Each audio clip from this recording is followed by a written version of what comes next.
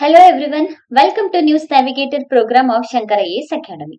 ಇವತ್ತಿನ ವಿಡಿಯೋದಲ್ಲಿ ಜೂನ್ 20ನೇ ತಾರೀಕು ಮತ್ತೆ ಜೂನ್ 21, 22ನೇ ತಾರೀಕು ಅಂದ್ರೆ ಸ್ಯಾಟರ್ಡೇ, ಸಂಡೇ ಮತ್ತೆ ಮಂಡೇ ಯಾವ್ದೆಲ್ಲ ಇಂಪಾರ್ಟೆಂಟ್ ಕರೆಂಟ್ ಅಫೇರ್ಸ್ ನ್ಯೂಸ್ ಅಲ್ಲಿ ಇತ್ತು ಅಂತ ಹೇಳ್ಬಿಟ್ಟು ನೋಡ್ಕೊಳ್ಳೋಣ. ಸೊ ಇವತ್ತಿನ ವಿಡಿಯೋದಲ್ಲಿ ನಾವು ಯಾವ್ದೆಲ್ಲ ಕಾನ್ಸೆಪ್ಟ್ ಅನ್ನ ನೋಡ್ತಾ ಇದೀವಿ ಅಂತ ಹೇಳಿದ್ರೆ, ಫಿನಾನ್ಷಿಯಲ್ ಆಕ್ಷನ್ ಟಾಸ್ಕ್ ಫೋರ್ಸ್. ಯಾಕೆ ಇದು ನ್ಯೂಸ್ ಅಲ್ಲಿದೆ ಅಂದ್ರೆ, most important one, vice presidency ಆಗಿ ಭಾರತ ಸೆಲೆಕ್ಟ್ ಆಗಿದೆ. ಇದರ ನಂತರವಾಗಿ ಟಾರ್ಕಾಯ್ಸ್ ನೆಕ್ಸಸ್ ಇದನ್ನು ಕೂಡ ನೋಡ್ತಿದೀವಿ. ಇದು ಒಂದು initiative. Next new front line ನಾವೆಲ್ ಪ್ಲಾಟ್ಫಾರ್ಮ್ ಬಗ್ಗೆ ನೋಡ್ತೇವೆ. ಇದಾದ ನಂತರ ಪೆರಿಯಾರ್ ರಿವರ್ ನ ಬಗ್ಗೆ, ಪೆರಿಯಾರ್ ರಿವರ್ ಕೂಡ ನ್ಯೂಸ್ ಅಲ್ಲಿದೆ. ಸೊ ಪೆರಿಯಾರ್ ರಿವರ್ ಬಗ್ಗೆ ನೋಡೋಣ. ನಂತರ ಬಯೋಚಾರ್ ಬಗ್ಗೆ, ಬಯೋಚಾರ್ ಇಂಪಾರ್ಟೆನ್ಸ್ ಏನು ಅಂಡ್ ಬಯೋಚಾರ್ ಯಾಕೆ ಬೇಕು, ಏನು ಬಯೋಚಾರ್ ಅಂದ್ರೆ ಅಂತ ಹೇಳ್ಬಿಟ್ಟು ನೋಡ್ಕೊಳ್ಳೋಣ. ಅದಾದ ನಂತರ 3D ಪ್ರಿಂಟ್ ಆರ್ಟಿಫಿಷಿಯಲ್ ರೀಫ್ ತಮಿಳ್ನಾಡಲ್ಲಿ ಮೊದಲ ಬಾರಿ ತರ್ತಾ ಇದ್ದಾರೆ, ಹಾಗಾಗಿ ಅದನ್ನ ನೋಡೋಣ. ನೆಕ್ಸ್ಟ್ ಸೋಲನಂ ಪಂಡಿ, ಇದೊಂದು ಬದನೆಕಾಯಿ, ಇದ್ರ ಬಗ್ಗೆ ಬ್ರಿಂಜಲ್, ಇದ್ರ ಬಗ್ಗೆ ಕೂಡ ನೋಡೋಣ. ನಂತರ ಕುರಸಾನಿ ಹಿಮ್ಲಿ. ನೆಕ್ಸ್ಟ್ ಇದೆಷ್ಟು ಕಾನ್ಸೆಪ್ಟಿನ ಬಗ್ಗೆ ಇವತ್ತಿನ ವಿಡಿಯೋದಲ್ಲಿ ನಾವು ನೋಡ್ಕೊಳ್ಳೋಣ. ಸೊ ಇದಿಷ್ಟು ಕೂಡ ನಮ್ಗೆ environmental science and technology and also quality related, IR related ಇರುವಂತಹ ಕಾನ್ಸೆಪ್ಟ್ ಗಳು. ಮೇಜರ್ ಆಗಿ ಎಕ್ಸಾಮ್ ಅಲ್ಲಿ ಯಾವ್ದೆಲ್ಲ ಕಾನ್ಸೆಪ್ಟ್ ಗಳನ್ನ ಕೇಳುವಂತಹ ಚಾನ್ಸಸ್ ಇರುತ್ತೆ, ಅದಷ್ಟನ್ನ ಕೂಡ ನಾವಿಲ್ಲಿ ಕವರ್ ಮಾಡ್ಕೊಳ್ಳೋಣ. ಮೊದಲನೇದಾಗಿ financial action task force, FATF ಅಂತ ಹೇಳಿದ್ರೆ ಫಿನಾನ್ಷಿಯಲ್ ಆಕ್ಷನ್ ಟಾಸ್ಕ್ ಫೋರ್ಸ್. ಯಾಕೆ ನ್ಯೂಸ್ ಅಲ್ಲದ ಅಂದ್ರೆ, ಭಾರತ ಮೊದಲ ಬಾರಿ ಫಿನಾನ್ಷಿಯಲ್ ಆಕ್ಷನ್ ಟಾಸ್ಕ್ ಫೋರ್ಸ್ಗೆ ವೈಸ್ ಪ್ರೆಸಿಡೆನ್ಸಿ ಪೊಸಿಷನ್ಗೆ ಎಲೆಕ್ಟ್ ಆಗಿದೆ. ಭಾರತ ಪ್ರೆಸಿಡೆನ್ಸಿಗೋಸ್ಕರ ತುಂಬಾ ವರ್ಷಗಳಿಂದ ಟ್ರೈ ಮಾಡ್ತಾ ಇತ್ತು. ಇದು ಮೊದಲ ಬಾರಿಯಲ್ಲಿ ವೈಸ್ ಪ್ರೆಸಿಡೆನ್ಸಿ ಆಗಿ ಸೆಲೆಕ್ಟ್ ಆಗಿದೆ. FATF ಅಂದ್ರೆ ಏನು ಅಂತ ನೋಡೋಣ. ಸೊ FATF ಅಂತ ಹೇಳಿದ್ರೆ ಇದೊಂದು independent inter governmental body. Independent inter governmental body money laundering ಮತ್ತೆ ಟೆರರ್ ಫಿನಾನ್ಸಿಂಗ್ ಇಂದ ಗ್ಲೋಬಲ್ ಫಿನಾನ್ಷಿಯಲ್ ಸಿಸ್ಟಮ್ ಅನ್ನ ಪ್ರೊಟೆಕ್ಟ್ ಮಾಡೋದಕ್ಕೋಸ್ಕರ ಒಂದು ಪಾಲಿಸಿಯನ್ನ ಪ್ರಮೋಟ್ ಮಾಡೋದು ಇದರ ಮುಖ್ಯ ಉದ್ದೇಶ. ಸೊ ಮೇಜರ್ಲಿ ಇದು ಯಾವ್ದ್ರ ಬಗ್ಗೆ ಫೋಕಸ್ ಮಾಡ್ತಾ ಇದೆ, ಟೂ ಕಾನ್ಸೆಪ್ಟಿನ ಬಗ್ಗೆ ಫೋಕಸ್ ಮಾಡ್ತಾ ಇದೆ. ಯಾವುದು? Terror financing. So terror financing ಯಾಕೆ? ಟೆರರಿಸಂ ಅನ್ನ ಕಂಟ್ರೋಲ್ ಮಾಡೋದಕ್ಕೆ, ಕರೆಕ್ಟ್ ಅಲ್ಲ? ನಂತರ ಮನಿ ಲಾಂಡ್ರಿಂಗ್. ಸೊ ಯಾವ್ದೆಲ್ಲ ಒಂದು ಕಂಟ್ರಿಗೆ ಥ್ರೆಟ್ ಆಗುವಂತಹ ಇನಿಷಿಯೇಟಿವ್ಸ್ಗೆ ಫಿನಾನ್ಸ್ ನ ಕೊಡ್ತಾ ಇದ್ದಾರೆ, ಅದನ್ನ ಕಂಟ್ರೋಲ್ ಮಾಡೋದಕ್ಕೋಸ್ಕರ ತಂದಿರುವಂತಹ initiative financial action task force. So ಯಾವಾಗ ಇದನ್ನ ಎಸ್ಟಾಬ್ಲಿಷ್ ಮಾಡಿದ್ರು ಅಂತ ಹೇಳಿದ್ರೆ, 1989ರಲ್ಲಿ G7 ಸಮಿಟ್ ಆಗತ್ತೆ. ಎಲ್ಲಿ ಆಗತ್ತೆ ಅಂತ ಹೇಳಿದ್ರೆ, ಪ್ಯಾರಿಸ್ ಅಲ್ಲಿ G7 ಸಮಿಟ್ ನಡೆಯುತ್ತೆ. ಸೊ ಇಲ್ಲಿ ನಡೆದಂತಹ G7 ಸಮಿಟ್ ನಲ್ಲಿ 1989ರಲ್ಲಿ ಮೊದಲ ಬಾರಿ ಫಿನಾನ್ಷಿಯಲ್ ಆಕ್ಷನ್ ಟಾಸ್ಕ್ ಫೋರ್ಸ್ ನ ಎಸ್ಟಾಬ್ಲಿಷ್ ಮಾಡಲಾಗುತ್ತೆ. ಸೊ ಇದರ ಹೆಡ್ ಕ್ವಾರ್ಟರ್ಸ್ ಬಂದ್ಬಿಟ್ಟು ಪ್ಯಾರಿಸ್ ಅಲ್ಲೇ ಇದೆ. ಪ್ಯಾರಿಸ್ ಇದರ ಹೆಡ್ ಕ್ವಾರ್ಟರ್ಸ್. ನಂತರ ಇದರ ಮೆಂಬರ್ ಕಂಟ್ರೀಸ್ ಯಾರ್ಯಾರು? ಇದರ ಮೆಂಬರ್ ಕಂಟ್ರೀಸ್ ಟೋಟಲ್ 40 ಕಂಟ್ರೀಸ್ಗಳು ಇದಕ್ಕೆ ಮೆಂಬರ್ಸ್ ಆಗಿದ್ದಾರೆ. ಅದರಲ್ಲಿ ಮೇಜರ್ ಕಂಟ್ರೀಸ್ ಆಗಿರುವಂತಹ USA ಆಗಿರಬಹುದು, ಇಂಡಿಯಾ, ಚೀನಾ, ಸೌದಿ ಅರೇಬಿಯಾ, ಮತ್ತೆ Britain, German, France, European unions, ಹೀಗೆ ಹಲವಾರು ಇಂಪಾರ್ಟೆಂಟ್ ಕಂಟ್ರೀಸ್ಗಳು ಇದಕ್ಕೆ ಮೆಂಬರ್ಸ್ ಆಗಿದ್ದಾರೆ. ಇಂಡಿಯಾ 2010ರಲ್ಲಿ ಈ ಒಂದು ಫಿನಾನ್ಷಿಯಲ್ ಆಕ್ಷನ್ ಟಾಸ್ಕ್ ಫೋರ್ಸ್ ನ ಜಾಯಿನ್ ಆಗತ್ತೆ. If in case financial action task force ಏನಾದ್ರೂ ಕಂಟ್ರೀಸ್ ಗಳನ್ನ ಮನಿ ಲಾಂಡ್ರಿಂಗ್ ಮತ್ತೆ ಟೆರರ್ ಫಿನಾನ್ಸಿಂಗ್ ಮಾಡುವುದನ್ನ ನೋಡಿದ್ರೆ, ಆ ಕಂಟ್ರೀಸ್ ಗಳನ್ನ ಬ್ಲಾಕ್ ಹಾಗೂ ಗ್ರೇ ಲಿಸ್ಟ್ ಅಲ್ಲಿ ಲಿಸ್ಟ್ ಡೌನ್ ಮಾಡುತ್ತೆ. ಈಗ 2026ರ ಹೊತ್ತಿಗೆ ಒಟ್ಟು 3 ಕಂಟ್ರೀಸ್ ಗಳನ್ನ ಬ್ಲಾಕ್ ಲಿಸ್ಟ್ ಅಲ್ಲಿ ಇರೋದನ್ನ ನಾವು ನೋಡಬಹುದಾಗತ್ತೆ. ಯಾವ್ದ್ಯಾವ್ದು ಅಂದ್ರೆ, ನಾರ್ತ್ ಕೊರಿಯಾ ಮತ್ತೆ ಮಯನ್ಮಾರ್ ಕೂಡ ಟೆರರ್ ಫಿನಾನ್ಸಿಂಗ್ ಇಂದ ಬ್ಲಾಕ್ ಲಿಸ್ಟ್ ಅಲ್ಲಿ ಇದೆ. Next Iran. ಸೊ ಈ 3 ದೇಶಗಳು 2026ರ ಸಮಯದಲ್ಲಿ ಬ್ಲಾಕ್ ಲಿಸ್ಟ್ ಅಲ್ಲಿ ಇರೋದನ್ನ ನಾವು ಕಾಣಬಹುದಾಗತ್ತೆ. ಸೊ ಇದಿಷ್ಟು ಫಿನಾನ್ಷಿಯಲ್ ಆಕ್ಷನ್ ಟಾಸ್ಕ್ ಫೋರ್ಸ್ ನ ಬಗ್ಗೆ. ಎಕ್ಸಾಮ್ ಪರ್ಸ್ಪೆಕ್ಟಿವ್ ಆಗಿ ತುಂಬಾ important, because India vice presidency ಅಲ್ಲಿ ಸೆಲೆಕ್ಟ್ ಆಗಿರೋದ್ರಿಂದ. ನೆಕ್ಸ್ಟ್ ಒಂದು ಕ್ವಶನ್ ನೋಡ್ಕೊಳ್ಳೋಣ. Regarding the financial action task force consider the following statement. ಮೊದಲನೇದಾಗಿ, it was establish during the G7 summit 1989 to exclusively combat terror financing. Exclusively terror financing ಗೋಸ್ಕರನೇ ತಗೊಂಡ್ಬರ್ಲಿಲ್ಲ. So ಹಾಗಾಗಿ first statement wrong. Next, India has been a full member of FATF since its inception 1989. ಇದು ಕೂಡ wrong. Why? Because India 2010ರಲ್ಲಿ join ಆಗಿದ್ದು. So second statement wrong. Next, third one, failing to comply with FATF standard can lead to jurisdiction being placed under on the grey and blacklist. ಇದು ಸರಿಯಾದ ಉತ್ತರ. So answer ಬಂದು 3 only is the right answer. Correct ಅಲ್ಲ? So ಇದಿಷ್ಟು FATF ನ ಬಗ್ಗೆ. Next, the most important concept under the environment and ecology subject ಅಂಡರಲ್ಲಿ. ಮೊದಲನೇದಾಗಿ, ಟಾರ್ಕಾಯ್ಸ್ ನೆಕ್ಸಸ್ ಇನಿಷಿಯೇಟಿವ್. ಏನಿದು ಟಾರ್ಕಾಯ್ಸ್ ನೆಕ್ಸಸ್ ಇನಿಷಿಯೇಟಿವ್ ಅಂತ ಹೇಳಿದ್ರೆ, ಈಗ 2026ರಲ್ಲಿ ಯುಎನ್ಎಫ್ಸಿಸಿ ಏನ್ ಮಾಡ್ತಾ ಇದೆ, 2026ರಲ್ಲಿ ನವೆಂಬರ್ ಮತ್ತೆ ಡಿಸೆಂಬರ್ ಟೈಮ್ ಅಲ್ಲಿ COP ಅನ್ನ ಕಂಡಕ್ಟ್ ಮಾಡುತ್ತೆ. ಕರೆಕ್ಟಾ? ಈ ಬಾರಿಯ COP ಬಂದ್ಬಿಟ್ಟು COP 31. ಯಾರ ಪ್ರೆಸಿಡೆನ್ಸಿ ಅಂಡರ್ ಅಲ್ಲಿ ನಡೀತಿದೆ ಅಂತ ಹೇಳಿದ್ರೆ, ಟರ್ಕಿಯ ಪ್ರೆಸಿಡೆನ್ಸಿ ಅಂಡರ್ ಅಲ್ಲಿ ನಡೀತಾ ಇದೆ. ಯಾವುದು? UNFCCಯ conference of party. So UNFCC ಕಡೆಯಿಂದ COP ಪ್ರತಿ ವರ್ಷ ನಡೆಯುತ್ತೆ. ಸೊ ಪ್ರತಿ ವರ್ಷ COP ಕಡೆಯಿಂದ ಒಂದಷ್ಟು ಇನಿಷಿಯೇಟಿವ್ಸ್ ಗಳನ್ನ ತರಲಾಗುತ್ತೆ. ಈಗ UNFCCಯ ಟರ್ಕಿ ಅಂದ್ರೆ UNFCCಯ COP ಅನ್ನ ಪ್ರೆಸಿಡೆನ್ಸಿ ಆಗಿ ಕಂಡಕ್ಟ್ ಮಾಡ್ತಿರುವಂತಹ ಟರ್ಕಿ, ಅದ್ರ ಜೊತೆಯಲ್ಲಿ food and agricultural organisation FAO, ಇದೆರಡೂ ಸೇರ್ಬಿಟ್ಟು ಟಾರ್ಕಾಯ್ಸ್ ನೆಕ್ಸಸ್ ಇನಿಷಿಯೇಟಿವ್ ಅನ್ನ ತಗೊಂಡ್ಬಂದಿದೆ. ಸೊ ಏನಿದು ಟಾರ್ಕಾಯ್ಸ್ ನೆಕ್ಸಸ್ ಇನಿಷಿಯೇಟಿವ್? ಸೊ ಇದರ ಮುಖ್ಯ ಉದ್ದೇಶ ಏನು ಅಂತ ಹೇಳಿದ್ರೆ, ಫುಡ್ ಸೆಕ್ಯೂರಿಟಿ ಮತ್ತೆ ವಾಟರ್ ಮ್ಯಾನೇಜ್ಮೆಂಟ್, ಫುಡ್ ಸೆಕ್ಯೂರಿಟಿ ಮತ್ತೆ water management and also climate adaptation, ಈ ಮೂರನ್ನ ಕೂಡ ಇನ್ಕ್ಲೂಡ್ ಮಾಡಿಕೊಂಡು ನ್ಯಾಷನಲ್ ಕ್ಲೈಮೇಟ್ ಪ್ಲಾನ್ಸ್ ಜೊತೆ ಇಂಟಿಗ್ರೇಟ್ ಮಾಡಬೇಕು ಅನ್ನೋದು ಈ ಒಂದು ಟಾರ್ಕಾಯ್ಸ್ ನೆಕ್ಸಸ್ ಇನಿಷಿಯೇಟಿವ್ ನ ಮುಖ್ಯ ಉದ್ದೇಶ. ಸೊ ಇದರಿಂದ ಏನಾಗುತ್ತೆ, ಕ್ಲೈಮೇಟ್ ಚೇಂಜ್, ಗ್ಲೋಬಲ್ ವಾರ್ಮಿಂಗ್ ಆಗ್ತಾ ಇರೋದನ್ನ ಮಿಟಿಗೇಟ್ ಮಾಡೋದಕ್ಕೆ ಹೆಲ್ಪ್ ಆಗತ್ತೆ ಅನ್ನೋದು ಟಾರ್ಕಾಯ್ಸ್ ನೆಕ್ಸಸ್ ನ ಇನಿಷಿಯೇಟಿವ್. ಸೊ ಈಗ ಟಾರ್ಕಾಯ್ಸ್ ನೆಕ್ಸಸ್ COP ಅಂಡರ್ ಅಲ್ಲಿ ತಗೊಂಡ್ಬರ್ತಿರೋದ್ರಿಂದ ಇದನ್ನ ಮುಂಚೆನೆ ನಾವು ಎಕ್ಸಿಕ್ಯೂಟ್ ಮಾಡಿದ್ವಿ, ಅಥವಾ ಇದನ್ನ ಮುಂಚೆನೆ ಪ್ರಪೋಸ್ ಮಾಡಿದ್ರು. ಯಾವ COP ಅಂಡರ್ ಅಲ್ಲಿ ಪ್ರಪೋಸ್ ಮಾಡಿದ್ರು ಅಂತ ಹೇಳಿದ್ರೆ, COP 27 ಅಂದ್ರೆ ಕಾನ್ಫರೆನ್ಸ್ ಆಫ್ ಪಾರ್ಟೀಸ್ 27 ಯಾವ ಇಯರ್ ಅಲ್ಲಿ ನಡೆದಿದ್ದು? 2022ರಲ್ಲಿ ನಡೆದಿದ್ದು. ಈ ಒಂದು COP ಅನ್ನ ಶಾಮ್ ಎಲ್ ಶೇಖ್ ಈಜಿಪ್ಟ್ ನಲ್ಲಿ ಕಂಡಕ್ಟ್ ಮಾಡಿರ್ತಾರೆ. ಸೊ 2022ರಲ್ಲಿ ಆದಂತಹ COP ಅಲ್ಲಿ ಲಾಂಚ್ ಮಾಡಿದಂತಹ food and agricultural organisation multi stakeholder food and agricultural for sustainable transformation, fast ಅಂತ ಹೇಳಿ ಕರೀತೇವೆ. ಫಾಸ್ಟ್ ಅಂತ ಹೇಳಿದ್ರೆ FAO ನ ಮಲ್ಟಿ ಸ್ಟೇಕ್ ಹೋಲ್ಡರ್ ಇದು food and agriculture for sustainable transformation ಅಂತ ಹೇಳಿ ಅರ್ಥ.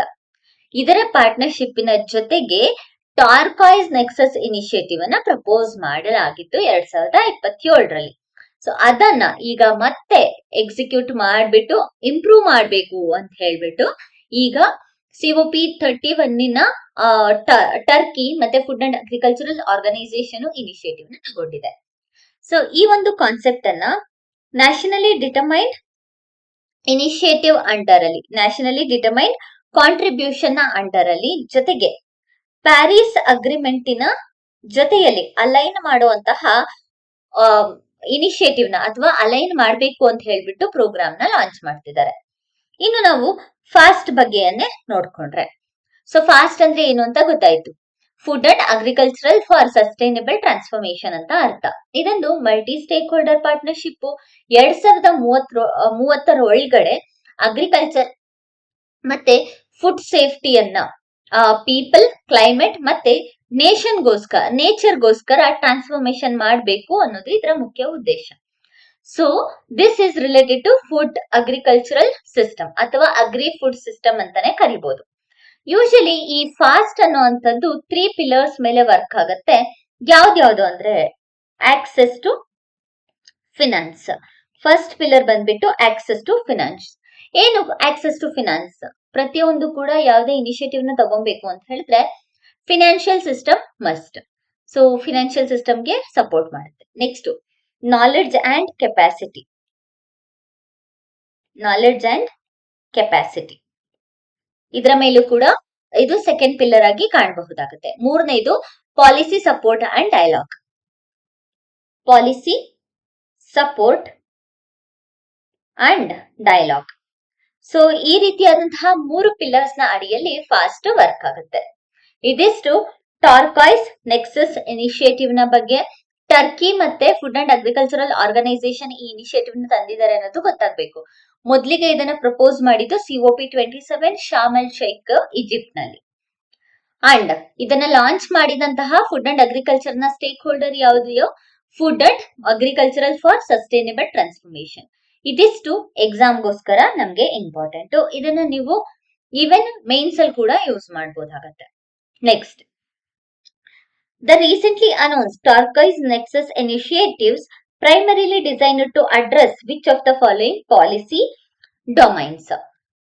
Regulating deep sea commercial mining in Mediterranean, idu wrong. Next, the integrated food security, water management, climate adaptation into national climate plans.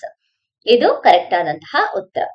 So option B ಟಾರ್ಗೈಸ್ nexus initiative ಗೆ ಸರಿಯಾದಂತಹ ಉತ್ತರ ಆಗಿದೆ. Next, ಮೂರನೆಯ topic ಬಂದ್ಬಿಟ್ಟು new front line naval platform. So what is this new front line naval platform? Indian navy 3 indigenous front line platform ಅನ್ನ ತರಲು schedule ನ ಮಾಡಿದೆ. ಯಾವ್ದ್ಯಾವುದು ಇಂಡಿಜಿನಿಯಸ್ ಫ್ರಂಟ್ ಲೈನ್ ಪ್ಲಾಟ್ಫಾರ್ಮ್ಸ್?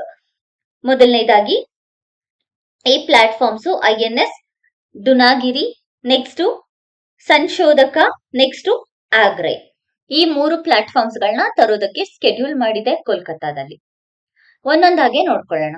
ಮೊದಲಿಗೆ INS ದುನಾಗಿರಿ.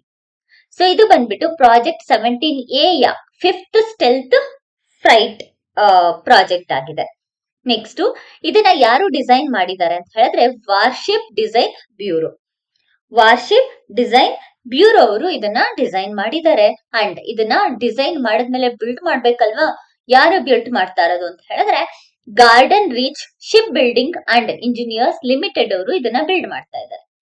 ಜೊತೆಗೆ ಇದರಲ್ಲಿ ಯಾವ್ದೆಲ್ಲ ಇಕ್ವಿಪ್ಮೆಂಟ್ಸ್ ಇದೆ ಅಂತ ಹೇಳಿದ್ರೆ ಬ್ರಹ್ಮೋಸ್ ನ surface to surface missile. So BrahMos ಬಂದ್ಬಿಟ್ಟು ಸರ್ಫೇಸ್ ಟು ಸರ್ಫೇಸ್ ಮಿಸೈಲ್ ಅಲ್ವಾ, ಅದನ್ನ ಕೂಡ ಇಕ್ವಿಪ್ ಮಾಡಿದ್ದಾರೆ. ಜೊತೆಗೆ ಇದರಲ್ಲಿ ಮೀಡಿಯಂ ರೇಂಜ್ ಇರುವಂತಹ ಸರ್ಫೇಸ್ ಟು ಏರ್ ಮಿಸೈಲ್ ನ ಒಳಗೊಂಡಿದೆ. Medium range surface to air missile ನ ಕೂಡ ಈ ಒಂದು INS ಡಾಂಗ್ರಿ ಅಳವಡಿಸ್ಕೊಂಡಿದೆ ಅಂತ ಹೇಳ್ಬೋದು. ಇದನ್ನ ಎಕ್ಸಾಮ್ ಅಲ್ಲಿ ಹೇಗ್ ಕೇಳ್ತಾರೆ ಅಂದ್ರೆ, ನಮ್ಗೆ ಸ್ಟೇಟ್ ಎಕ್ಸಾಮ್ಸ್ ಅಲ್ಲಿ science and technology related questions ಗಳು ಜಾಸ್ತಿ, ಹೌದಲ್ಲ? ಸೊ ಹಾಗಾಗಿ science and technology related questions ಗಳನ್ನ ಕೇಳುವಾಗ ಮ್ಯಾಚ್ ದ ಫಾಲೋಯಿಂಗ್ ಅಲ್ಲಿ ಅಥವಾ ಇದನ್ನೇ ಡೈರೆಕ್ಟ್ ಆಗಿ ಕೇಳುವಂತಹ ಚಾನ್ಸಸ್ ಇರುತ್ತೆ. ನೆಕ್ಸ್ಟ್, ಸಂಶೋಧಕ. ಸಂಶೋಧಕ ಬಂದ್ಬಿಟ್ಟು ಇದು 4th ಸರ್ವೆ ವೆಸಲ್ ಕೋಸ್ಟಲ್ ಹಾಗೂ ಡೀಪ್ ವಾಟರ್ ಹೈಡ್ರೋಗ್ರಫಿಕ್ ಸರ್ವೆಗೋಸ್ಕರ ಡಿಸೈನ್ ಮಾಡಲಾಗಿದೆ.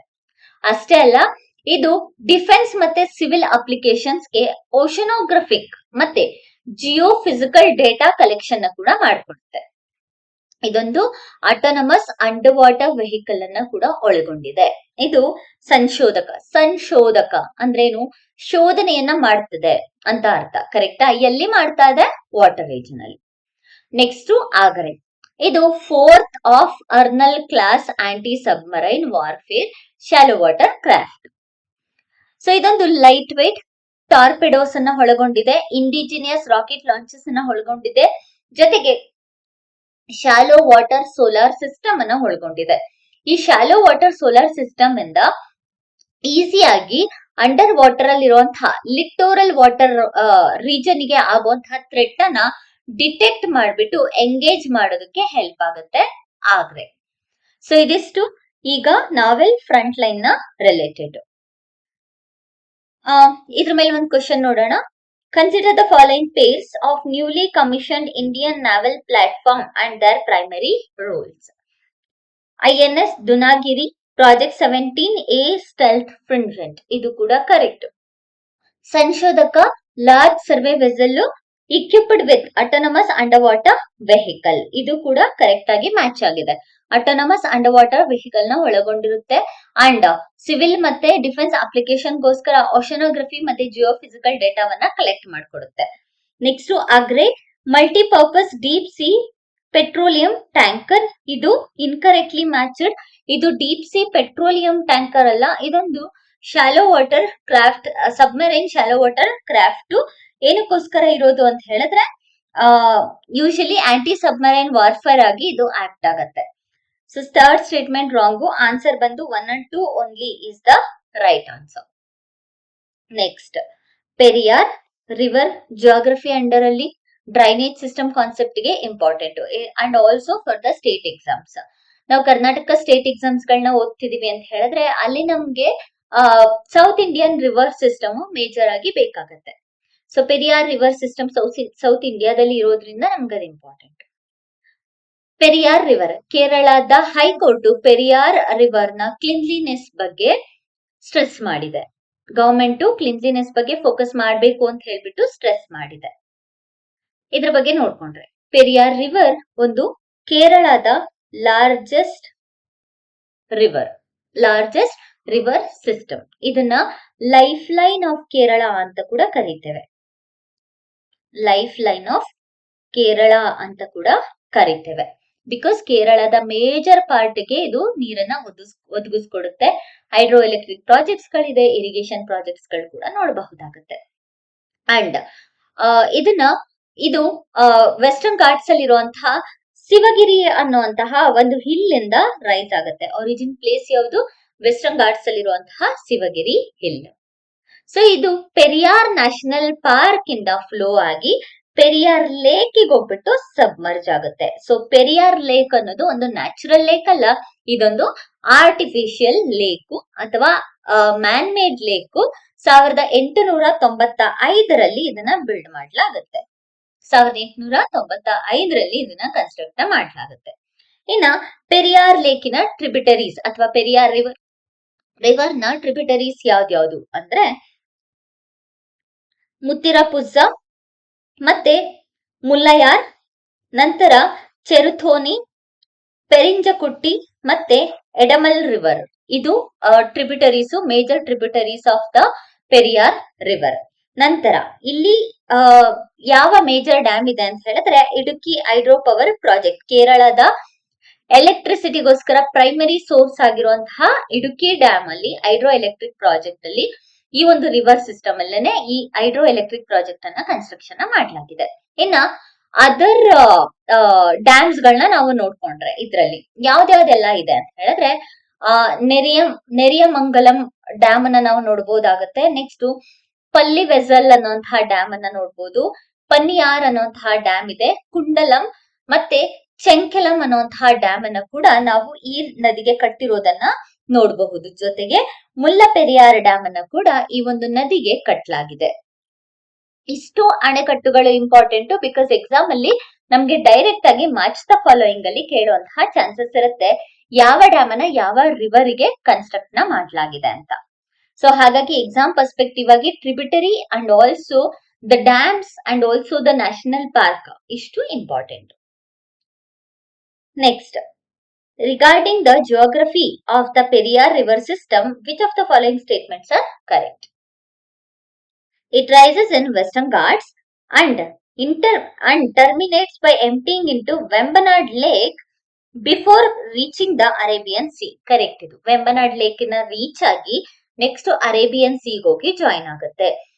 ಅರೇಬಿಯನ್ ಸೀಗ್ ಹೋಗಿ ರೀಚ್ ಆಗ್ತಿದೆ ಅಂದ್ರೆ ಇದು west flowing river. Next, it represents the longest river flowing entirely inside the border of Tamil Nadu. Entirely border of Tamil Nadu ಅಲ್ಲ, Tamil Nadu border ಅಲ್ಲಿ ಬರುತ್ತೆ ಹೊರತು ಎಂಟೈರ್ ಆಗಿ ಅಲ್ಲ. Next, the historic birthplace of Advaita philosopher Shankaracharya is situated on its bank. ಇದು correct. ಅವರ birth place ಆಗಿರುವಂತಹ ಕಲಾಡಿ ಅನ್ನೋದು ಅವರ ಬರ್ತ್ ಪ್ಲೇಸ್, ಶಂಕರಾಚಾರ್ಯ ಅವರದು. ಆ ಕಲಾಡಿ ಅನ್ನುವಂತಹ ಊರನ್ನ ನಾವು ಈ ಒಂದು ಪೆರಿಯಾರ್ ರಿವರ್ ನ ಬ್ಯಾಂಕ್ ಅಲ್ಲಿ ಇರೋದನ್ನ ನೋಡಬಹುದಾಗುತ್ತೆ. ಸೊ ಇದಕ್ಕೆ ಆನ್ಸರ್ ಬಂದ್ಬಿಟ್ಟು 1 and 3 only is the right answer. Next biochar.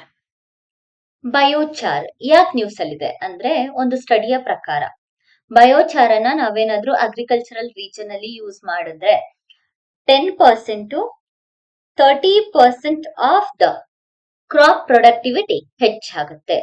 ಜೊತೆಯಲ್ಲಿ 10% ಇಂದ 25% of the water holding capacity ಹೆಚ್ಚಾಗುತ್ತೆ, ಎಸ್ಪೆಷಲಿ ಲೋ ನ್ಯೂಟ್ರಿಯೆಂಟ್ಸ್ ಇರುವಂತಹ ಸಾಯಿಲ್ ಅಲ್ಲಿ. ಸೊ ಹಾಗಾಗಿ ಬಯೋಚಾರ್ ನ್ಯೂಸ್ ಅಲ್ಲಿದೆ, ವಿಚ್ ಇಸ್ ನಥಿಂಗ್ ಬಟ್ ನಾವ್ ಯಾವಾಗಾದ್ರೂ ಅಗ್ರಿಕಲ್ಚರಲ್ ಪ್ರೊಡಕ್ಟಿವಿಟಿ ಬಗ್ಗೆ ಮಾತಾಡುವಾಗ ಬಯೋಚಾರ್ ಅನ್ನುವಂತಹ ಕಾನ್ಸೆಪ್ಟ್ ಅನ್ನ ಯೂಸ್ ಮಾಡಬಹುದು. So what is biochar? Biochar ಅಂತ ಹೇಳಿದ್ರೆ ಅಗ್ರಿಕಲ್ಚರಲ್ ವೇಸ್ಟ್ ಇದೆ ಅಲ್ವಾ, ಆ ಅಗ್ರಿಕಲ್ಚರಲ್ ವೇಸ್ಟ್ ಅನ್ನ 400 ಡಿಗ್ರಿ ಸೆಲ್ಸಿಯಸ್ ಇಂದ 600 ಡಿಗ್ರಿ ಸೆಲ್ಸಿಯಸ್ ಟೆಂಪರೇಚರ್ ಅಲ್ಲಿ ಬರ್ನ್ ಮಾಡಿದ್ಮೇಲೆ along with the low oxygen condition ಅಲ್ಲಿ ಬರ್ನ್ ಮಾಡಿದಾಗ ನಮ್ಗೆ ಏನು ಪ್ರಾಡಕ್ಟ್ ಸಿಗುತ್ತಲ್ವಾ ಅದನ್ನ ಬಯೋಚಾರ್ ಅಂತ ಹೇಳಿ ಕರಿತೇವೆ. ಸೊ ಈ ಬಯೋಚಾರಿನ ಅಡ್ವಾಂಟೇಜ್ ಏನು ಅಂತ ಹೇಳಿದ್ರೆ, ಸಾಯಿಲ್ ಅಲ್ಲಿ 100 to 1000 ಇಯರ್ಸ್ ಕಾರ್ಬನ್ ನ ಹೋಲ್ಡ್ ಮಾಡುತ್ತೆ. So long term carbon sink use ಆಗುತ್ತೆ. ಜೊತೆಗೆ ಕನ್ಸ್ಟ್ರಕ್ಷನ್ ಅಲ್ಲಿ ಮೇಜರ್ಲಿ ಕಾರ್ಬನ್ ಡೈಆಕ್ಸೈಡ್ ಹೆಚ್ಚಾಗ್ತದೆ ಅಲ್ವಾ. ಸೊ ಕನ್ಸ್ಟ್ರಕ್ಷನಲ್ ಆಕ್ಟಿವಿಟೀಸ್ ಅಲ್ಲಿ ಸಿಮೆಂಟಿನ ಜೊತೆಯಲ್ಲಿ ಇದನ್ನ ನಾವು ಯೂಸ್ ಮಾಡಿದ್ರೆ, ಆಲ್ಟರ್ನೇಟಿವ್ ಮೆಟೀರಿಯಲ್ಸ್ ಆಗಿ ಯೂಸ್ ಮಾಡಿದ್ರೆ ಇದರಿಂದ ಕಾರ್ಬನ್ ಡೈಆಕ್ಸೈಡ್ ಎಮಿಷನ್ಸ್ ಕಡಿಮೆ ಆಗುತ್ತೆ ಅಂಡ್ ಆಲ್ಸೋ ಹೀಟ್ ಪ್ರೊಡಕ್ಷನ್ ಕೂಡ ಕಡಿಮೆ ಆಗುತ್ತೆ. ಇದರಿಂದ ಈಗ ಅರ್ಬನ್ ಏರಿಯಾದಲ್ಲಿ ಮೇಜರ್ ಪ್ರಾಬ್ಲಮ್ ಆಗಿರುವಂತಹ ಅರ್ಬನ್ ಹೀಟ್ ಐಲ್ಯಾಂಡ್ ಅನ್ನ ಮಿಟಿಗೇಟ್ ಮಾಡೋದಕ್ಕೆ ಹೆಲ್ಪ್ ಆಗುತ್ತೆ. ಕರೆಕ್ಟ್ ಅಲ್ವಾ? So urban heat island mitigate ಆಗ್ತದೆ ಅಂತ ಹೇಳಿದ್ರೆ ಆಬ್ವಿಯಸ್ಲಿ ಕೂಲಿಂಗ್ ಕೆಪಾಸಿಟಿ ಇನ್ಕ್ರೀಸ್ ಆಗುವಂತಹ ಚಾನ್ಸಸ್ ಇರುತ್ತೆ. ಅಂಡ್ ಭಾರತದ ಕಾರ್ಬನ್ ನ್ಯೂಟ್ರಾಲಿಟಿ ಕೆಪಾಸಿಟಿಯನ್ನ ರೀಚ್ ಆಗೋದಕ್ಕೂ ಕೂಡ ಇದೊಂದು ಹೆಲ್ಪ್ ಆಗುತ್ತೆ. ಅಂಡ್ ಈ ಒಂದು ಬಯೋಚಾರ್ ಅನ್ನೋದು ಐಲಿ ಪೋರಸ್ ಆಗಿರೋದ್ರಿಂದ ವಾಟರ್ ಹೋಲ್ಡಿಂಗ್ ಕೆಪಾಸಿಟಿ ಜಾಸ್ತಿ ಆಗುತ್ತೆ. And obviously carbon dioxide sink ಆಗ್ತಿದೆ ಅಂತ ಹೇಳಿದ್ರೆ ಅಂಡ್ ಆಲ್ಸೋ ಮೇಜರ್ ಆಗಿ ಡೆಲ್ಲಿ ರೀಜನ್ಸ್ ಅಲ್ಲೆಲ್ಲ ನಾವು ಸ್ಟಬಲ್ ಬರ್ನಿಂಗ್ ಪ್ರಾಬ್ಲಮ್ ನ ನೋಡ್ತೇವೆ. ಕರೆಕ್ಟ್ ಅಲ್ಲ? ಅದನ್ನ ಏನಾದ್ರೂ ಕಲೆಕ್ಟ್ ಮಾಡ್ಬಿಟ್ಟು low oxygen 400 to 600 degree Celsius ಅಲ್ಲಿ ಬರ್ನ್ ಮಾಡಿದಾಗ ಸೇಮ್ ಅಗ್ರಿಕಲ್ಚರಲ್ ವೇಸ್ಟ್ ನ ನಾವು ಆಲ್ಟರ್ನೇಟ್ ಮೆಟೀರಿಯಲ್ಸ್ ಆಗಿ ಯೂಸ್ ಮಾಡೋದ್ರಿಂದ ಆ ರೀತಿಯಾದಂತಹ ಪ್ರಾಬ್ಲಮ್ಸ್ ಗಳನ್ನ, ಸ್ಟಬಲ್ ಬರ್ನಿಂಗ್ ಪೊಲ್ಯೂಷನ್ ಪ್ರಾಬ್ಲಮ್ಸ್ ಗಳನ್ನ ಮಿಟಿಗೇಟ್ ಮಾಡೋದಕ್ಕೆ ಹೆಲ್ಪ್ ಆಗುತ್ತೆ. ಸೊ ಇದಿಷ್ಟು ಬಯೋಚಾರ್ ನ ಬಗ್ಗೆ. ಸೊ ಬಯೋಚಾರ್ ನ ಬಗ್ಗೆ ಒಂದು ಕ್ವಶನ್ ನ ನೋಡ್ಕೊಳ್ಳೋಣ. Which of the following statement regarding biochar is correct? It is stable carbon sink produced by heating crop residue in oxygen rich climes. Oxygen rich climes ಅಲ್ಲ, low oxygen ಕಡಿಮೆ ಇರೋ ಜಾಗ. Next, it is high porosity helps aggregate soil particles to enhance water retention. ಇದು correct. Next, it can hold carbon inside agricultural soil up to 1000 years. ಇದು ಕೂಡ correct. So answer ಬಂದು 2 and 3 only is the right answer. ಅದೆಷ್ಟು biochar ನ ಬಗ್ಗೆ. Next, the most major concept coral reef ನ ಬಗ್ಗೆ. Coral reef ಎಲ್ರಿಗೂ ಗೊತ್ತು, ಇತ್ತೀಚೆಗೆ ಭಾರತದಲ್ಲಿ ಕೋರಲ್ ರೀಫ್ ಗೆ ಹ್ಯೂಮನ್ ಥ್ರೆಟ್ ಇನ್ಕ್ರೀಸ್ ಆಗ್ತಿರೋದ್ರಿಂದ the most important underwater rainforest ಆಗಿರುವಂತಹ ಕೋರಲ್ ಬ್ಲೀಚ್ ಆಗಿ ಕನ್ವರ್ಟ್ ಆಗ್ತಾ ಇರೋದನ್ನ ನಾವು ನೋಡಬಹುದಾಗುತ್ತೆ. ಹೌದಲ್ವಾ? ಅದಕ್ಕೋಸ್ಕರ ಭಾರತದ ಮೊದಲ 3D printing artificial reef models ಅನ್ನ ತಮಿಳುನಾಡು ತಗೊಬಂದಿದೆ. ಅದಕ್ಕೋಸ್ಕರ ಈ ಒಂದು 3D printed artificial reef model news ಅಲ್ಲಿದೆ. ತಮಿಳುನಾಡು ಭಾರತದ ಮೊದಲ 3D printed artificial reef models ಅನ್ನ ಕೋಸ್ಟಲ್ ವಾಟರ್ ಅಲ್ಲಿ ತರಲಾಗಿದೆ. ಇದು coastal water marine water habitat ನ ರಿಸ್ಟೋರೇಷನ್ ನ ಇನಿಷಿಯೇಟಿವ್. ಪ್ರಧಾನಮಂತ್ರಿ ಮತ್ಸ್ಯ ಸಂಪದಾ ಯೋಜನೆಯ ಅಡಿಯಲ್ಲಿ ಸೆಕೆಂಡ್ ಫೇಸ್ ಇನಿಷಿಯೇಟಿವ್ ಆಗಿ ರೀಫ್ ಅನ್ನ ರಿಸ್ಟೋರೇಷನ್ ಮಾಡೋದಕ್ಕೋಸ್ಕರ ತಂದಿರುವಂತಹ ಇನಿಷಿಯೇಟಿವ್ ಈ ಒಂದು India's first 3D printed artificially reef model. ಯಾವ್ದ್ರಂಡರಲ್ಲಿ ತಗೊಬಂದಿರೋದು? ಪ್ರಧಾನಮಂತ್ರಿ ಮತ್ಸ್ಯ ಸಂಪದಾ ಯೋಜನೆಯ ಸೆಕೆಂಡ್ ಫೇಸ್ ಆಗಿ ತಂದಿದ್ದಾರೆ. ಇದನ್ನ ತಮಿಳ್ನಾಡು ತಮಿಳ್ನಾಡಿನ ರಾಮನಾಥಪುರಂ ಕೋಸ್ಟಲ್ ರೀಜನ್ ಅಲ್ಲಿ ಡೆಪ್ಲಾಯ್ನ ಮಾಡಲಾಗಿದೆ. ನಂತರ ಇದನ್ನ ಯಾರು ಡೆವಲಪ್ ಮಾಡಿದ್ದು ಅಂತ ಹೇಳಿದ್ರೆ ಚೆನ್ನೈಯಲ್ಲಿರುವಂತಹ ಒಂದು ಸ್ಟಾರ್ಟ್ಅಪ್ ಕಂಪನಿ, ಅದರ ಹೆಸರು ಬಂದ್ಬಿಟ್ಟು Tvasta, with a collaboration of ICAR CMFRI. ICAR CMFRI ಅಂತ ಹೇಳಿದ್ರೆ, ಸೊ ಇದ್ರ ಜೊತೆಗೆ ಯಾರೆಲ್ಲ ಕೊಲಾಬರೇಟ್ ಆಗಿದ್ದಾರೆ ಅಂತ ಹೇಳಿದ್ರೆ, ವಿಶಾಖಪಟ್ಟಣಂನ ರೀಜನಲ್ ಸೆಂಟರ್ ಆಫ್ ಐಸಿಎಆರ್ ನ ಪಾರ್ಟ್ ಆಗಿರುವಂತಹ centre marine fishery research institution ಜೊತೆಗೆ ಐಐಟಿ ಮದ್ರಾಸ್ ಇನ್ಕ್ಯುಬೇಟ್ ಕಂಪನಿ, ಇದಿಷ್ಟು ಸೇರ್ಬಿಟ್ಟು ಈ ಒಂದು India's first 3D print artificial reef ಅನ್ನ ರಾಮನಾಥಪುರಂ ಅಲ್ಲಿ ಡೆಪ್ಲಾಯ್ನ ಮಾಡ್ತಿರೋದನ್ನ ನಾವು ನೋಡಬಹುದಾಗತ್ತೆ. ಇದರಿಂದ ಏನಾಗುತ್ತೆ, ಮೇಜರ್ ಆಗಿ ನಾವೇನೆಲ್ಲ ಆರ್ಟಿಫಿಷಿಯಲ್ ರೀಫ್ ಅನ್ನ ಅಥವಾ ನ್ಯಾಚುರಲ್ ಕೋರಲ್ ರೀಫ್ ಅನ್ನ ಕಳ್ಕೊಳ್ತಾ ಇದೀವಿ, ಅದನ್ನ ರಿಸ್ಟೋರ್ ಮಾಡ್ಬಿಟ್ಟು ನ್ಯಾಚುರಲ್ ಹ್ಯಾಬಿಟ್ಯಾಟ್ ಅನ್ನ ಕೋಸ್ಟಲ್ ರೀಜನ್ ಅಲ್ಲಿ ಬಿಲ್ಡ್ ಮಾಡೋದಕ್ಕೆ ಹೆಲ್ಪ್ ಆಗತ್ತೆ. ಅಷ್ಟೇ ಅಲ್ಲ, ಇದನ್ನ ನಾವು ತಗೊಂಡ್ಬರೋದ್ರಿಂದ ನಮ್ಗೆ ಆಕ್ವೆಟಿಕ್ ರೀಜನ್ ಅಲ್ಲಿ ಲ್ಯಾಂಡ್ ಏರಿಯಾವನ್ನ ಪ್ರೊಟೆಕ್ಟ್ ಮಾಡೋದಕ್ಕೋಸ್ಕರ ಪ್ರೊಟೆಕ್ಟರ್ ನ ಕೂಡ ತಗೋಬರ್ತಾ ಇದೀವಿ. ಯಾಕೆ ಅಂತ ಹೇಳಿದ್ರೆ, ಈ ಕೋರಲ್ ರೀಫ್ಸ್ ಆಗಿರಬಹುದು, ಮ್ಯಾಂಗ್ರೋವ್ಸ್ ಆಗಿರಬಹುದು, ಏನ್ ಮಾಡತ್ತೆ ಅಂತ ಹೇಳಿದ್ರೆ ಕೋಸ್ಟಲ್ ರೀಜನ್ ನ ಪ್ರೊಟೆಕ್ಟ್ ಮಾಡುತ್ತೆ ಥ್ರೂ ದ ಸುನಾಮಿ ಬಂದಾಗ, ವೇವ್ಸ್ ಬಂದಾಗ ಇದೆಲ್ಲದನ್ನು ಕೂಡ ಮಿಟಿಗೇಟ್ ಮಾಡ್ಬಿಟ್ಟು ಲ್ಯಾಂಡ್ ಸ್ಲೈಡ್ಸ್ ಅನ್ನ ಮಿಟಿಗೇಟ್ ಮಾಡುತ್ತೆ. ಸೊ ಹಾಗಾಗಿ ನಮ್ಗೆ ರೀಫ್ಸ್ ತುಂಬಾನೇ ಇಂಪಾರ್ಟೆಂಟ್. ಅಂಡ್ ಭಾರತದ ಮೊದಲ 3D ಪ್ರಿಂಟಿಂಗ್ ರೀಫ್ ಆಗಿರೋದ್ರಿಂದ ಎಕ್ಸಾಮ್ ಅಲ್ಲಿ ಕೇಳುವಂತಹ ಚಾನ್ಸಸ್ ಇರುತ್ತೆ. Next, regarding India's first 3D printed artificial reef model recently seen in the news, consider the following statement. These modules are being deployed off the coast of Maharashtra under the Blue Revolution scheme. ಎರಡು ಕೂಡ ಅಲ್ಲ. ಯಾಕಂತ ಹೇಳಿದ್ರೆ ಪ್ರಧಾನ ಮಂತ್ರಿ ಮತ್ಸ್ಯ ಸಂಪದಾ ಯೋಜನೆಯಲ್ಲಿ ತಮಿಳುನಾಡಿನಲ್ಲಿ ತಗೊಬಂದಿರೋದು, ಮಹಾರಾಷ್ಟ್ರದಲ್ಲಿ ಅಲ್ಲ. So first statement wrong. Next second one ನೋಡೋಣ. They were designed and fabricated entirely by National Institute of Oceanography. ಇದು ಕೂಡ ಅಲ್ಲ, ಎಂಟೈರ್ಲಿ ಓಷನೋಗ್ರಫಿ ಅಲ್ಲ, ಒಂದು ಸ್ಟಾರ್ಟ್ಅಪ್ ಕಂಪನಿ. ಐಸಿಎಆರ್ ಸಿಎಂಎಫ್ಆರ್ಐ ಮತ್ತೆ ಐಐಟಿ ಮದ್ರಾಸ್ ಸೇರ್ತಾ ಇರೋದು. ಸೊ ಇದು wrong.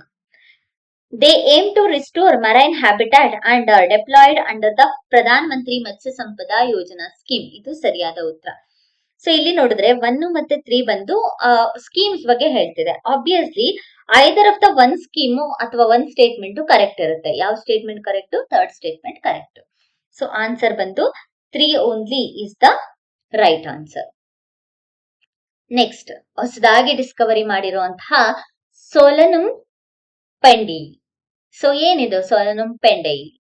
Andaman and Nicobar region ಅಲ್ಲಿ botanical survey of India the scientist ಗಳಾಗಿರುವಂತಹ ನ್ಯೂ ಬ್ರಿಂಜಲ್ ವೆರೈಟಿಯನ್ನ ಐಡೆಂಟಿಫೈ ಮಾಡಿದ್ದಾರೆ ಅಥವಾ ಡಿಸ್ಕವರ್ ಮಾಡಿದ್ದಾರೆ, which is called as solanum pendi. ಇದನ್ನ locally wild orange egg plant ಅಂತ ಕೂಡ ಕರೀತಾರೆ. ವೈಲ್ಡ್ ಆರೆಂಜ್ ಎಗ್ ಪ್ಲಾಂಟ್ ಅಂತ ಕರೀತಾರೆ. ಸೊ ಯೂಶಲಿ ಇದನ್ನ ಯಾರು ಯೂಸ್ ಮಾಡ್ತಾರೆ ಅಂತ ಹೇಳಿದ್ರೆ, negrito tribes, great Andamanese indigenous tribal people ಇದನ್ನ ಯೂಸ್ ಮಾಡ್ತಾರೆ, even for food and medicinal purpose. So the most important feature ಏನು ಅಂತ ಹೇಳಿದ್ರೆ, ಇದರಿಂದ ಡಯಾಬಿಟಿಕ್ಸ್ ನ ರೆಡ್ಯೂಸ್ ಮಾಡಬಹುದು. ಇದರ ರೂಟು ಮತ್ತೆ ಸೀಡ್ಸ್ ಎರಡನ್ನು ಕೂಡ ಡಯಾಬಿಟಿಕ್ಸ್ ಅಲ್ಲಿ ಕಂಟ್ರೋಲ್ ಮಾಡೋದಕ್ಕೆ ಯೂಸ್ ಮಾಡ್ತಾರೆ. ಜೊತೆಯಲ್ಲಿ ಇದರ ರೂಟು ಮತ್ತೆ ಸೀಡ್ಸ್ ಅನ್ನ ಈವನ್ ಟೂತ್ ಇನ್ಫೆಕ್ಷನ್ ನ ಮಿಟಿಗೇಟ್ ಮಾಡೋದಕ್ಕೂ ಕೂಡ ಯೂಸ್ ಮಾಡ್ತಾರೆ. ಅಂಡ್ ಆಲ್ಸೋ ಇದಕ್ಕೆ ಡಯಟರಿ ಲಿಂಕ್ ಕೂಡ ಇದೆ. ಇದರಿಂದ ಜಾಗ್ರಿಯನ್ನ ಮಿಕ್ಸ್ ಮಾಡಿ ತಿಂದ್ರೆ ಇದೊಂದು ಸ್ವೀಟ್ ಸೋರ್ ಟೇಸ್ಟ್ ಅನ್ನ ಕೊಡುತ್ತೆ, ಡೈಜೆಷನ್ಗೂ ಕೂಡ ಹೆಲ್ಪ್ ಆಗುತ್ತೆ. ಇದಿಷ್ಟು ಈ ಒಂದು ಸೋಲನುಮ್ ಪೆಂಡಿಯ ಬಗ್ಗೆ. In terms of Solanum pendi, recently reported in botanical scientist literature, is best described as which of the following? A drought-tolerant species, deep water rice discovered in Sundarbans. Idu wrong. Second one, a new species of wild brinjal discovered in Middle Andaman forest. Idu correct adatha uttara. So hagagi option B is the right answer. Next, ಕುರಸಾನಿ Imli. Imli ಅಂದ್ರೆ ಏನು? ಟ್ಯಾಮ್ರಿಡ್, ಹುಣಸೆ ಹಣ್ಣು. Correct ಅಲ್ಲ? Recent ಆಗಿ ಮುಂಡು region ಅಲ್ಲಿ iconic ಬ್ಯಾಬಾಬ್ tree ಅನ್ನ identify ಮಾಡಿದರೆ. ಇದು ಕುರುಸಾನಿ ಹಿಮ್ಲಿಯನ್ ಅಥವಾ ಕುರುಸಾನಿ ಹುಣಸೆ ಹಣ್ಣನ್ನ ಬಿಡತ್ತೆ. ಇದಕ್ಕೆ ಜಿಐ ಟ್ಯಾಗ್ ಅನ್ನ ಕೊಡ್ಲಾಗಿದೆ.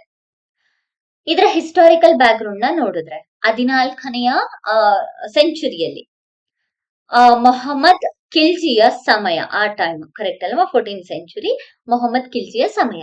ಆಗ ಮಾಂಡವ್ ರೀಜನ್ ನಲ್ಲಿ ಈ ಒಂದು ಕುರುಸಾನಿ ಇಮ್ಲಿಯನ್ನ ಇಂಟ್ರೊಡ್ಯೂಸ್ ಮಾಡಲಾಗಿತ್ತು. ಇದನ್ನ ಬಾಬಾಬ್ ಫ್ರೂಟ್ ಅಂತ ಕೂಡ ಕರಿತೇವೆ. ಬಾಬಾಬ್ ಫ್ರೂಟ್ ಅಂತ ಕೂಡ ಕರಿತೇವೆ. ಕುರುಸಾನಿ ಇಮ್ಲಿ ಅಂತ ಕೂಡ ಇದನ್ನ ಚೇಂಜ್ ಮಾಡಲಾಯಿತು. ಯಾಕೆಂದ್ರೆ ಬಿಕಾಸ್ ಆಫ್ ಇಟ್ ಸೋರ್ ಟೇಸ್ಟ್. ಇನ್ನ ಮಂಡು ರೀಜನ್ ವಿಲೇಜ್ ಅಲ್ಲಿ ಈಗ ಬೆಳೆಯಲಾಗುತ್ತೆ. ಸುತ್ತಮುತ್ತ ಮಂಡು ರೀಜನ್ ಎಲ್ಲೆಲ್ಲಿದೆ ಅದ್ರ ಸುತ್ತಮುತ್ತ ಇದನ್ನ ಬೆಳೆಯಲಾಗುತ್ತೆ. ಇದ್ರ ಇಂಪಾರ್ಟೆನ್ಸ್ ಏನು ಅಂತ ಹೇಳಿದ್ರೆ ಡಯಾಬಿಟಿಕ್ಸ್ ಅಲ್ಲಿ ಹೆಲ್ಪ್ ಆಗುತ್ತೆ. ಡಯಾಬಿಟಿಕ್ಸ್ ನ ಕಂಟ್ರೋಲ್ ಮಾಡೋದಕ್ಕೆ ಹೆಲ್ಪ್ ಆಗುತ್ತೆ. ನಾಟ್ ಓನ್ಲಿ ಇಮ್ಲಿ, ಈವನ್ ಆ ಮರದ ಬಾರ್ಕ್ ಆಗಿರಬಹುದು ಮತ್ತೆ ಜ್ಯೂಸ್, ಫ್ರೂಟ್ ನ ಜ್ಯೂಸ್ ಆಗಿರ್ಬೋದು, ಡಯಾಬಿಟಿಕ್ಸ್ ನ ಕಂಟ್ರೋಲ್ ಮಾಡಕ್ ಹೆಲ್ಪ್ ಆಗುತ್ತೆ. ಜೊತೆಗೆ ವಿಟಮಿನ್ ಸಿ ರಿಚ್ ಇರುವಂತಹ ಇಮ್ಲಿ ಇದು. ಆಂಟಿ ಆಕ್ಸಿಡೆಂಟ್ ಆಗು ಹೆಲ್ಪ್ ಆಗುತ್ತೆ. ಮತ್ತೆ ಎಸೆನ್ಷಿಯಲ್ ಮಿನರಲ್ಸ್ ಗಳನ್ನ ಹೊಂದಿದೆ. ಹಾಗಾಗಿ ಹ್ಯೂಮನ್ಸ್ಗೆ ನ್ಯೂಟ್ರಿಯೆಂಟ್ಸ್ ಆಗಿರಬಹುದು ಅಥವಾ ವಿಟಮಿನ್ ಸಿ ಕಡಿಮೆ ಆಗಿದ್ರೆ ಆ ತರದವರು ಕನ್ಸ್ಯೂಮ್ ಮಾಡೋದ್ರಿಂದ ಅಥವಾ ಈವನ್ ಡಯಾಬಿಟಿಕ್ ಪೇಷಂಟ್ಸ್ ಗಳು ಕೂಡ ಇದನ್ನ ಯೂಸ್ ಮಾಡೋದ್ರಿಂದ ಅವ್ರಿಗೆ ಡಯಾಬಿಟಿಕ್ಸ್ ನ ಮಿಟಿಗೇಟ್ ಮಾಡೋದಕ್ಕೆ ಈ ಒಂದು ಇಮ್ಲಿ ಹೆಲ್ಪ್ ಆಗುತ್ತೆ. ಈಗ ಇದಕ್ಕೆ ಜಿಐ ಟ್ಯಾಗ್ ನ ಕೊಡ್ಲಾಗಿದೆ. ನೆಕ್ಸ್ಟ್ ಒಂದು ಕ್ವಶನ್ ನೋಡೋಣ. Regarding Khorasani Imli which recently received GI tag, consider the following statement. It is unique sour sweet fruit obtained from the baobab tree, Mandu, Madhya Pradesh. So ಇದು ಕರೆಕ್ಟ್ ಆದಂತಹ ಉತ್ತರ. Next, the parent baobab tree was introduced to the region in the 14th century during the Khilji reign. ಇದು ಕೂಡ ಸರಿಯಾದಂತಹ ಉತ್ತರ. ಮೊಹಮ್ಮದ್ ಖಿಲ್ಜಿ ತಗೊಂಡ್ಬಂದಿತ್ತು. Next, it serves as a vital traditional medicine utilized by the tribal healers for digestive issue and diabetes. ಇದು ಕೂಡ ಸರಿಯಾದ ಉತ್ತರ. So answer ಬಂದು 1, 2 and 3 is the right answer for this particular question. Next, the most important concept Uzbekistan ನ ಬಗ್ಗೆ. Uzbekistan. So ಯಾಕೆ Uzbekistan news ಅಲ್ಲಿದೆ ಅಂತ ಹೇಳಿದ್ರೆ, ಉಜ್ಬೇಕಿಸ್ತಾನ್ ಇವಾಗ ನ್ಯೂ ಡೆವಲಪ್ಮೆಂಟ್ ಬ್ಯಾಂಕ್ ಗೆ ಜಾಯಿನ್ ಆಗಿದೆ. 10ನೆಯ ಮೆಂಬರ್ ಆಗಿ ಜಾಯಿನ್ ಆಗಿದೆ. ಇದರ ಮೂಲಕ ಉಜ್ಬೇಕಿಸ್ತಾನು ಸೆಂಟ್ರಲ್ ಏಷ್ಯಾ ಕಡೆಯಿಂದ ಜಾಯಿನ್ ಆಗಿರುವಂತಹ ಮೊದಲ ನ್ಯೂ ಡೆವಲಪ್ಮೆಂಟ್ ಬ್ಯಾಂಕಿಗೆ. So BRICS led new development bank, multilateral development institutions ಈ ಒಂದು ನ್ಯೂ ಡೆವಲಪ್ಮೆಂಟ್ ಬ್ಯಾಂಕ್. ಯಾರು ನ್ಯೂ ಡೆವಲಪ್ಮೆಂಟ್ ಬ್ಯಾಂಕ್ ಅನ್ನ ತಗೊಬಂದಿದ್ದು ಅಂತ ಹೇಳಿದ್ರೆ 5 ಬ್ರಿಕ್ಸ್ ನೇಷನ್, 5 ಬ್ರಿಕ್ಸ್ ಕಂಟ್ರೀಸ್ ಗಳು ಈ ಒಂದು ನ್ಯೂ ಡೆವಲಪ್ಮೆಂಟ್ ಬ್ಯಾಂಕ್ ಅನ್ನ ಲಾಂಚ್ ಮಾಡ್ತಾರೆ. ಯಾವ್ದ್ಯಾವ್ದು ಅಂತ ಹೇಳಿದ್ರೆ Brazil, Russia, India, China, South Africa. BRICS ನ 6ನೇ ಸಮಿಟ್ ಅಂಡರ್ ಅಲ್ಲಿ ಇದನ್ನ ಎಸ್ಟಾಬ್ಲಿಷ್ ಮಾಡಲಾಗುತ್ತೆ, which was held in Brazil in 2014. 2014ರಲ್ಲಿ ನ್ಯೂ ಡೆವಲಪ್ಮೆಂಟ್ ಬ್ಯಾಂಕ್ ಅನ್ನ ಬ್ರೆಜಿಲ್ ಅಲ್ಲಿ ಆದಂತಹ 6ನೇ ಸಮಿಟ್ ನ ಅಂಡರ್ ಅಲ್ಲಿ ತರಲಾಗುತ್ತೆ. 2015ರಿಂದ ಇದು ಎಫೆಕ್ಟಿವ್ ಆಗಿ ವರ್ಕ್ ಆಗೋದಕ್ಕೆ ಸ್ಟಾರ್ಟ್ ಆಗುತ್ತೆ. ಇದರ ಹೆಡ್ ಕ್ವಾರ್ಟರ್ಸ್ ಬಂದ್ಬಿಟ್ಟು ಚೀನಾದಲ್ಲಿರೋದು ಶಾಂಘೈಯಲ್ಲಿ. 2021ರಲ್ಲಿ ಇದಕ್ಕೆ ಬಾಂಗ್ಲಾದೇಶ ಜಾಯಿನ್ ಆಗತ್ತೆ. ಸೊ ನೆನಪಿರ್ಲಿ, 5 ಎಸ್ಟಾಬ್ಲಿಷ್ಡ್ ಕಂಟ್ರೀಸ್ ಅಥವಾ ಪರ್ಮನೆಂಟ್ ಮೆಂಬರ್ಸ್ ಯಾರ್ಯಾರು ಅಥವಾ ಡೆವಲಪ್ ಆದಾಗ ಫೌಂಡಿಂಗ್ ಮೆಂಬರ್ಸ್ ಯಾರ್ಯಾರು ಅಂತ ಕೇಳಿದ್ರೆ Brazil, Russia, India, China, South Africa. ಇನ್ನ ಮಿಕ್ಕಿರೋ ಕಂಟ್ರೀಸ್ ಗಳು ಆಮೇಲೆ ಜಾಯಿನ್ ಆಗಿರುವಂತದ್ದು. ಯಾವ ಕಂಟ್ರೀಸ್ ಅಂದ್ರೆ 2021ರಲ್ಲಿ ಬಾಂಗ್ಲಾದೇಶ ಜಾಯಿನ್ ಆಗುತ್ತೆ. ಅದೇ 2021ರಲ್ಲಿ ಯುನೈಟೆಡ್ ಅರಬ್ ಎಮಿರೇಟ್ಸ್ ಜಾಯಿನ್ ಆಗುತ್ತೆ. ನೆಕ್ಸ್ಟ್ 2023ರಲ್ಲಿ ಈಜಿಪ್ಟ್ ಜಾಯಿನ್ ಆಗುತ್ತೆ. 2023ರಲ್ಲಿ ಈಜಿಪ್ಟ್ ಜಾಯಿನ್ ಆಗುತ್ತೆ. ನೆಕ್ಸ್ಟ್ 2025ರಲ್ಲಿ ಅಲ್ಜೀರಿಯಾ ಜಾಯಿನ್ ಆಗುತ್ತೆ. ನಂತರ ಈಗ ಲಾಸ್ಟ್ 2026ರಲ್ಲಿ ಉಜ್ಬೇಕಿಸ್ತಾನ ಜಾಯಿನ್ ಆಗಿದೆ. ಸೊ ಫಸ್ಟ್ ಗೆ founding members Brazil, Russia, India, China, South Africa. ನಂತರ ಕ್ರೊನಾಲಜಿಕಲಿ ನೆನ್ಪಿಡ್ಕೋಬೇಕು ಅಂದ್ರೆ Bangladesh, United Arab Emirates, Egypt, Algeria, Uzbekistan. So total 10 ಕಂಟ್ರೀಸ್ಗಳು ನ್ಯೂ ಡೆವಲಪ್ಮೆಂಟ್ ಬ್ಯಾಂಕಿನ ಮೆಂಬರ್ಸ್ ಆಗಿರೋದನ್ನ ನಾವು ನೋಡ್ಬೋದಾಗುತ್ತೆ. ಸೊ ಇದಿಷ್ಟು ಈಗ ಕರೆಂಟ್ ಅಫೇರ್ಸ್ ಅಲ್ಲಿ ಇದ್ದಂತಹ ನ್ಯೂಸ್. ಇದಿಷ್ಟು ನಮ್ಗೆ ಪ್ರಿಲಿಮ್ಸ್ ಮತ್ತೆ ಮೇನ್ಸ್ ಪರ್ಸ್ಪೆಕ್ಟಿವ್ ಎರಡಕ್ಕೂ ಕೂಡ ಇಂಪಾರ್ಟೆಂಟ್. ಇದೇ ರೀತಿಯಾದಂತಹ ಕರೆಂಟ್ ಅಫೇರ್ಸ್ ವಿಡಿಯೋಸ್ಗಾಗಿ ನಮ್ಮ ಚಾನೆಲ್ ನ ಶೇರ್ ಮಾಡಿ ಮತ್ತೆ ಸಬ್ಸ್ಕ್ರೈಬ್ ಮಾಡಿ. Thank you for watching.